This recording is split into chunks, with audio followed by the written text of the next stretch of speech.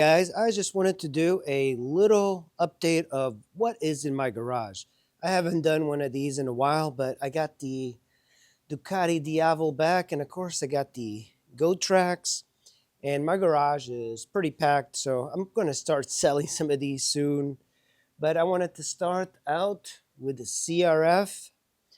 I don't ride this thing as much as I really should. I just put a new front tire on it. I do have it for sale, but I guess people don't want dual sports anymore. This is a really good bike, but you have to understand that it's very underpowered, which is the reason I bought it. I wanted an underpowered, easy to ride, fuel injected bike, and this is it. This one has got all sorts of mods. It's got the crash bars. It's got larger foot pegs. It's even got like an adjustment to the kickstand that makes it harder, I think. I do have a sergeant seat. I have a different rack along with the Kemimoto rack. And of course, you got to have this if you're going to do a lot of stop and go stuff. It's got the pro tapers, the risers, and it is a cool bike. I like it. Upside down forks.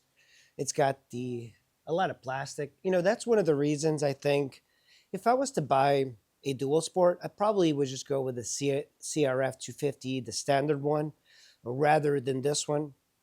This one's good for like going on longer rides because you have like nicer headlights. But I find that if I'm going to go to dual sport, I think I would rather have less plastic. Less plastic is better for riding around. And this thing I haven't started in a while. It's got a lithium battery as well. Let's let's see. It's our neutral.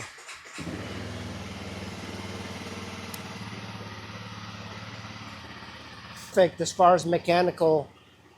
I just need to get a new rear tire. And of course I got the little Cub here. I'll be doing a lot more riding on this. I'm waiting for a phone mount. So, I didn't know much about these, honestly. I just like how the Super Cub looks more than the Trail 125. But the Trail 125 has got a clear advantage, and that is exposed handlebars. Now, this is one of my pet peeves. No exposed handlebars means how are you going to mount the phone, GPS, whatever? I know that a lot of people probably are not going to do that, but I like to have the phone or GPS mounted. This thing is much smaller than a 150. I mean, side by side, it's incredibly small. And I'm just wondering, like, why wouldn't Honda put a USB charger somewhere that's hidden, that's easy to use? And of course, this has a keyless ignition, and I have already gotten off in the wrong foot with it, and on that one as well. So that's keyless as well. And the battery died. I was about to head out. I had to go, and boom, it doesn't work. So you have to go and look for a battery. I don't know about you, but the keyless ignition, it's really nice convenience, but it's a pain in the ass when it goes wrong. That keyless ignition system has gone out. And of course, because it's a Ducati, it's incredibly expensive to get it fixed. But back to the Cub, this one has got upgraded rear shocks. And when I was looking at the shifting, I was like, oh man, I hate the heel shifter. But you can shift it up and down like a motorcycle as opposed to using the heel shifter. And I believe the reason they have a heel shifter is that if you're somebody that's got a nice pair of shoes, you don't want to scuff the top of your boot or whatever. I don't have nice shoes and I don't care. So I don't really care too much about this. It's actually kind of awkward to shift using the heel. It's too big of a distance. And I guess most people are used to this sort of shifting. I'm not. And it's a small engine, 125. It really should be a 150. The 150s from Honda are the best thing since sliced bread. It really is an amazing bike, but it's just a little bit weak. It's like a 150 on this would not have made it much bigger, but it would have made the bike much more flexible. because in the United States, you need a license for anything over 50. So in the United States, there's no point of getting a 125. So you might as well just get a 150. So that's the reason I think that this thing is a little bit lacking. But I like it thus far. I love how cute it is. I think it is one of the cutest motorcycles I've ever seen. And look at that enclosed chain. So that's actually a benefit over the CVTs. I found that if you accumulate miles on the CVTs, they seem to need a whole lot more maintenance, like 8,000 miles, even 4,000 miles, changing out the belt. I've had to change the belts on the PCX quite a bit. And going over to this is a 22 Honda ADV 150. It's awesome looking, but by the way, this windscreen from a Ninja 250, my '04. So I decided to put it on there. It helps because around here it is very cold. LED blinkers. The hump is quite large, and I mean, just look at the size difference between the Super Cub and the ADV. And this thing is a step through. That's the awesome thing about this is that the Super Cub actually kind of blends a scooter and motorcycle together. So it is kind of cool that you shift, but you don't have the clutch. So if you're a new rider, you can really ride it and still feel like you're riding a motorcycle. This is a CVT, completely automatic. Twist the throttle and go. This is much faster than this. I mean, this thing is a silky smooth. Same thing with the PCX, silky smooth. It's got ABS, but it's ABS in the front only. This has also got ABS, no ABS on the CRV, and it's much more modern. It's got handlebars, which I really like. Handlebars are what I like in bikes. The clip-ons and the hard to put stuff, not for me. So this one, it's also nice that it's got a pocket. By the way, this one is not practical at all. No pockets, no underseat storage. This one, underseat storage, plenty of storage, really. The fuel tank is right there. The fuel tank on this is a little bit higher up, but no, it's not that big of a difference. If you like bikes to have a little bit of a mean, sporty look, this is kind of like that. It's got the ADV styling. And back to this is the Honda PCX. I still think the Honda PCX is the best value in scooters. I just put front and rear tires on this, and along with that, so these two bikes are handling really well.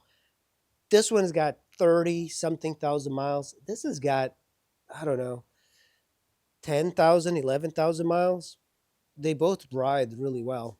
But the PCX, I think that is a phenomenal machine because the tank on this is bigger. This one's shorter. I wish it had a larger tank, but also it's thinner, smaller, shorter, easier to ride. It does handle, I think, better, but it does have worse suspension than the ADV 150.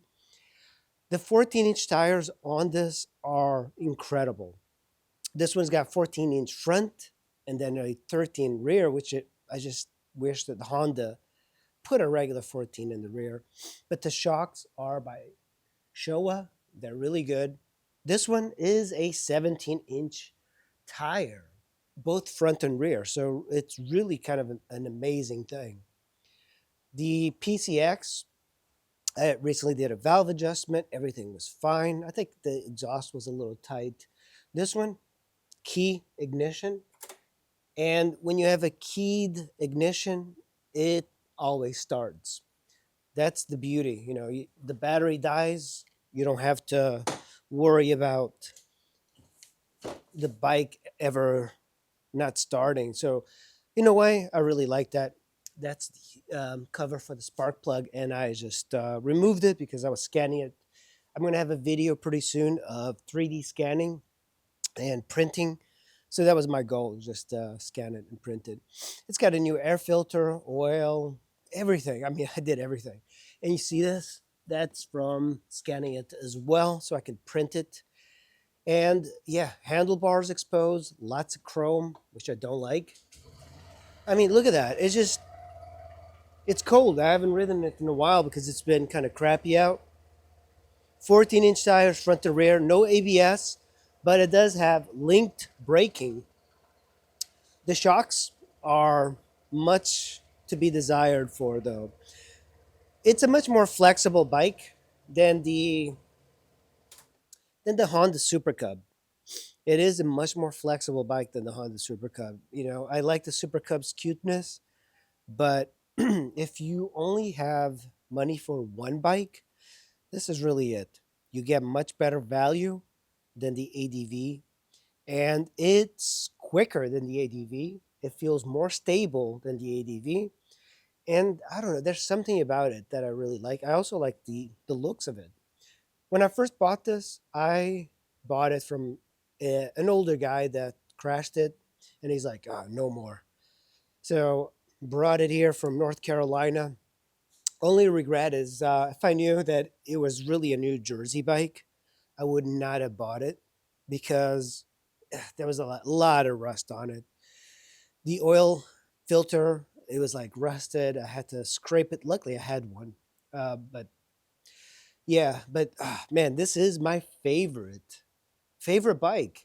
You know, the problem with the ADV is that it becomes something else. It becomes like the ADV styling, and it's a little bit more. Uh, it's just too in right now. And the styling, I like it, but I like the contemporary, more scooter look. I think, and of course, let's not forget the the Go Tracks. So this one, it's kind of cool, but it does not go very fast. 15 miles an hour. The range is like 5 to 6 miles, so it's more of like a campus bike. But I think it's kind of cool. Ever since I saw Matt Walsh riding in "Am I a Racist" video on a sit down scooter, I was like, oh man, I got to get one. But it is, you know, when I was riding it, I did a video of it. I was riding it, and people were just laughing at me and smiling. Women actually kind of thought it was really, really funny, and I do. So I'm going to take this out for a ride in the bike trails around here. I do have nice bike trails. So little tires, but you know it's better than the stand-up ones, I think. And look at this bad boy. It's just boom, nice. Don't act like you're not impressed. There we go. Just move it off to the side here. Yeah. But yeah, it's like just a little toy. And here we have the Ducati Diavel. I wish it was a Panigale.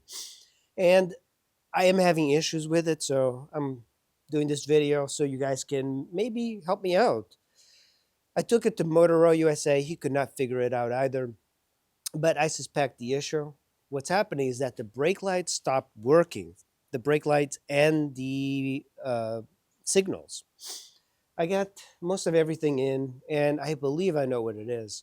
So ever since I cleaned up this gauge, it something happened, and it turns out that the brake lights are the signal comes through here to the tail light. It's a weird type of thing. So the brake light is not getting a signal here. So there is an issue with the loom, the female loom, in the wiring.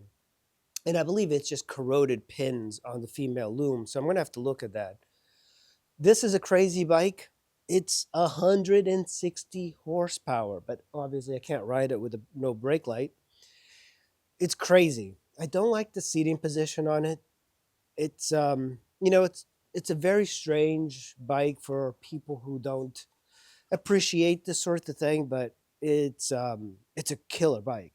I mean, it's 160 horsepower. That's a lot. And look at that massive tire. So yeah, that's right now. I'm like just and Ducati does things very differently. By the way, this did have the Termigani interval thing that they do. I'm glad because it's rather expensive. Look at that beautiful exhaust. I love how it looks.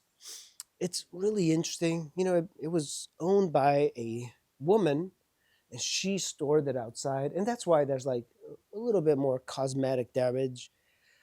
But yeah, it's crazy. I got the battery tender on it. On this one, the keyless ignition went bad.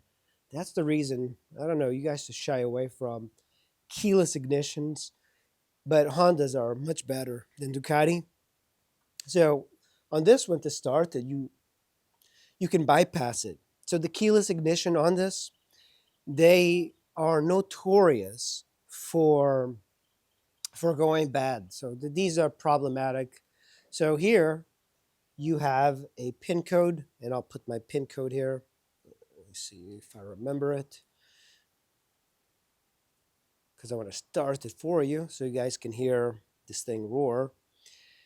And look at that, 33,000 miles. Let's start it. You push that. Even the button here is awkward. Okay. Yeah, for some reason, like the start is also a little bit weird. Come on. Yeah.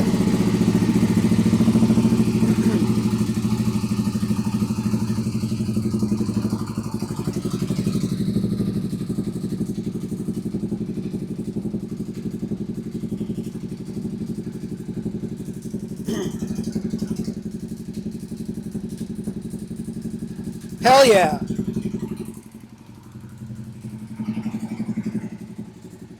And then you can switch it here. Trip, touring, ready mode.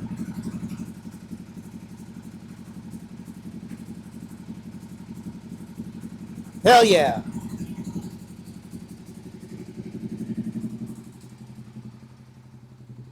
So that's what's in my garage, guys. And I have the FJ Cruiser.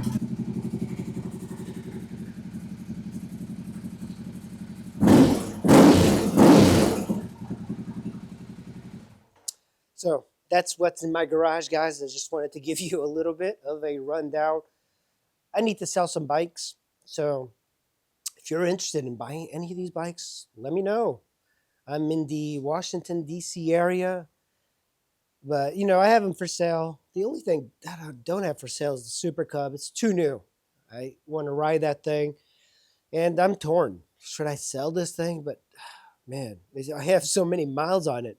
I love this thing so much. And that's it, guys. Thanks for watching. That's what's in my garage right now, and I'll see you in the next video.